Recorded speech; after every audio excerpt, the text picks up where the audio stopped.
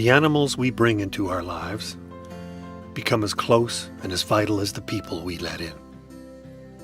Some, maybe many, would argue that our pets occupy a spot even closer. This is George. I've known him 10 years. He entered my life the same day my wife did, on account of he was hers before he was ours. At first he didn't leave much of an impression, but I imagine neither did I.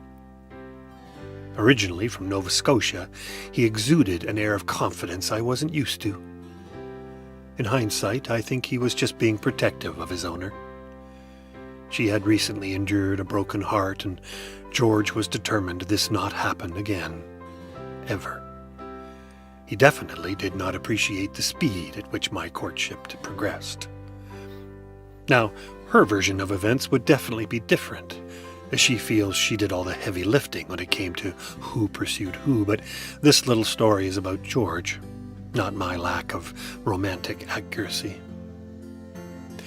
Those first few months, whenever we were together, George felt more like a meddling mother-in-law than a cat. The subtle side glances of disapproval, or how he would chaperone our movie nights, planting himself firmly where my wandering hands could not. They lived above a dental office in a heritage home. It had a long staircase to climb once inside, and George would squat at the top and oversee all when I arrived, and especially departed, crying out for treats if we got too close. I moved in with them both gradually, the one cooking pot at a time method. You do this so they don't really notice. It's kind of like playing Jenga. You know, that game where you have the tower of small blocks and you have to take turns pulling one block out at a time. Whoever knocks the tower down loses. I keep bringing stuff from my apartment over to her apartment until she notices that I live there more than where I came from. And by then the idea being she won't mind. It worked. With her. But not with George. The tower had clearly fallen over the first block I pulled. Once George realized he wasn't going to get rid of me, he settled in for a long war. George is a big cat. When people see him for the first time, that's what comes out of their mouths. Oh, that's a big cat. He doesn't seem to mind. I think he takes pride in his girth. When we first met, George's food bowl was never empty. That was a house rule. If the bowl were to end up that way, the time-space continuum would be changed forever.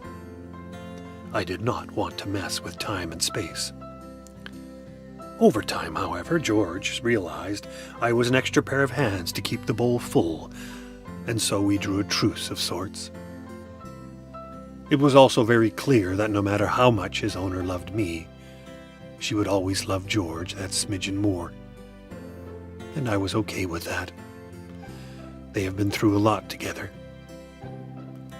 George has his own spot on the bed, his own ladder for getting onto the bed, and at 4 a.m. each and every morning he pushes open the bedroom door, like Clint Eastwood in a spaghetti western, just to remind me the bowl is starting to look a little empty. 3 years ago he was diagnosed with diabetes. His breed prone to such things, so twice a day, 12 hours apart, we have to give him a restricted diet and 1 insulin shot. He lost a little weight. Before, he always had a tough time cleaning his bits, because there was always too much of him between his mouth and the bit that needed cleaning. He would just lift his leg like an Olympic gymnast and lick the air. Now, tongue actually touches fur. We were proud parents. 2 months ago, George just wasn't himself. His visits to the litter box increased alarmingly, and he was just sleeping more. For a cat that only had 3 joys in life, eating, sleeping, and using the litter box, it was sometimes hard to notice changes such as this, but George wasn't being George. Once a year, he has to visit the vet for a checkup to make sure his injections and food portions are on track. We had just gotten a reminder card in the mail, so perfect timing. An appointment was made, and a few days later George was in undergoing tests. By the end of that day, my tearful wife was having to make that most painful of decisions for any pet owner. Do you make them comfortable for what little time they have left, or put them down and save them some misery?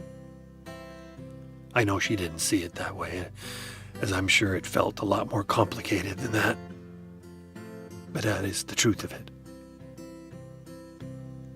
The next morning, we were able to spend some time with him, and within seconds of the injection, he was gone. I still get verklempt, as my wife puts it. We grew to respect and love each other, George and I. He adored having his head scratched and had a purr that would wake the dead.